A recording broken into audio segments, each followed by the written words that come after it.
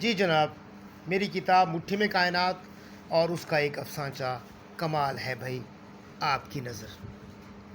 آپ جا رہے ہیں، ناشتہ تو کر کے جائیں۔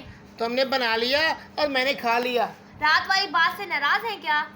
کیا نہیں ہونا چاہیے؟ بتائیں کون سی بات میری غلط تھی؟ نہیں، سارا قصور میرا ہے۔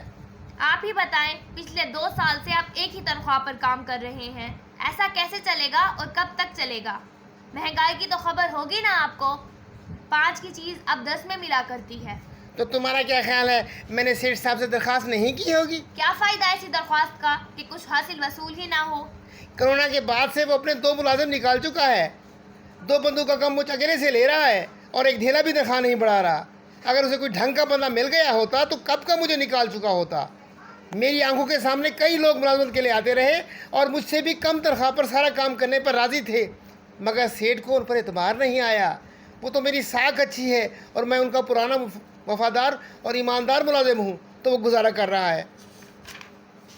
دیکھیں جی، میں صاف کہہ دیتی ہوں کہ ان پیسوں میں اب میں گھر نہیں چلا سکتی۔